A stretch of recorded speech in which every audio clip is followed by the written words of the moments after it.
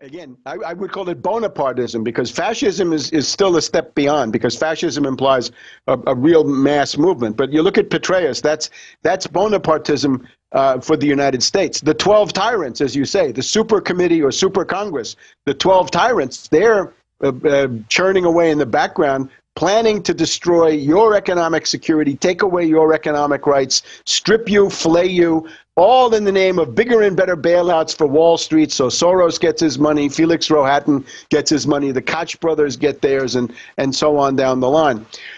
Just in terms of the protest against this, there is this Occupy Wall Street protest, and maybe that's worth a word or two.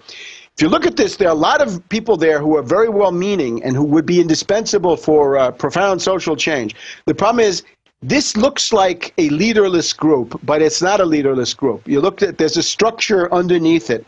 And this, unfortunately, comes from the Service Employees International Union. It comes from ACORN. It comes from basically the orbit around the Soros group of foundations. And this is a counterinsurgency operation. The one thing you notice about the Occupy Wall Street, they have no demands. There's not one specific thing that they demand. They don't ask for anything. Rather, they're focused on their process, right? Their democratic assembly. No, it's like Red Adair using dynamite to blow out a oil well that's on fire. They just want to dissipate it, set the precedent, and it's been proven Soros is involved. Other more libertarian groups have shown up, but really all they do is they have Warren Buffett and Soros calling for a middle class tax increase that they say is on the rich. They're actually offshore and exempt. They just want new taxes on the middle class to pay themselves in a new austerity bailout. So that's what I see, is this is a Soros branding of a movement to try to take control of the leadership of any movement that's going to expose Wall Street for the derivatives or all of their derivatives, bailout corporate welfare. There's no discussion of corporate welfare. It's all raise taxes. But there are no demands. They don't raise any demands, or demands like abolish capitalism or freedom now or stuff like this. I propose some demands for them. If you look at these people who are actually at this demonstration, the big problem they all have is student loans. Right now, the younger people in the United States are groaning. They're getting crushed under $1 trillion of high-interest student loans. And this essentially it means that an entire generation of Americans is going to be wiped out. They can't create families, they can't get married, they can't buy homes, their credit rating is shot because they come out of college with $50,000, $75,000, $100,000 of student loans. The most obvious demand to make is an amnesty on student loans. Cancel those loans. When you have Greece, right? They say Greece can't pay. Exactly, they can't pay. The bankers will have to take a haircut. Yes, a haircut. So it's time to default on those. Exactly. Don't default, but just cancel them. Well, let me ask you this question. Let me ask you this question then. What is the point then of the Sorosian groups undoubtedly orchestrating this? And again, I'm not saying everybody there. It's a diverse group, but overall, certainly the media is giving voice to the people there, and they're not really. I mean, I've been watching them. Their main demand is tax middle-class people and pay it to Warren Buffett and George Soros and bailouts. Yeah, they again, if that, because generally it's this crazy. No, I've stuff been watching it, Webster. That's what they're saying. Yeah, I mean, I look too. Look, watch the mainstream media. It's George Soros every day saying, I'm exempt from taxes. Raise my taxes. Well, he's exempt because he helped write the loopholes to be offshore. I'm all for getting rid of that. The point is, the plan they push is an Obama tax increase, which we all know you put taxes on right now, the general public, it'll stall the economy further. The question is, the goal of Soros and his panoply of foundations and other operations is to make that the Occupy Wall Street into the left wing of re-elect Obama. Because if you come in there with these generic, vague demands, abolish capitalism, establish justice, freedom now, then Obama can say, yeah, of course, that's exactly what. And by the way, they are saying that then basically, really, in my view, discredits an anti-corrupt Wall Street movement by making it communistic in the general public's eye. That's like in the 60s, they'd have FBI operatives dress up like hippies and break out windows and spit on troops. For these people, I would propose a couple of tests.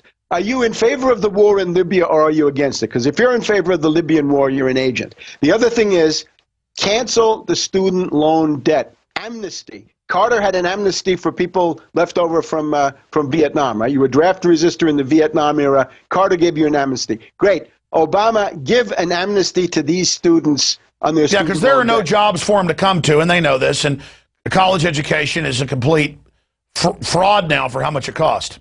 In terms of taxes, the obvious tax is the Wall Street sales tax, the Tobin tax, a 1% tax on all Wall Street But instead, Wall Street has Herman Cain and all their other whores promoting a general new VAT or sales tax on us to pay them the money in bailouts. It's a disaster. The value-added tax is an absolute disaster. These are regressive taxes. We don't need them. We need progressive taxes. But more than anything, more than taxes on any individual, tax Wall Street banks and financial institutions, because that's what is not taxed. Others can argue that they're taxed. Yeah, that's the group that has a free hand to wreck the entire society. So listen, Webster, we're running out of time here. I've got to talk to you about the overall world financial crisis. That's where you're the real expert at.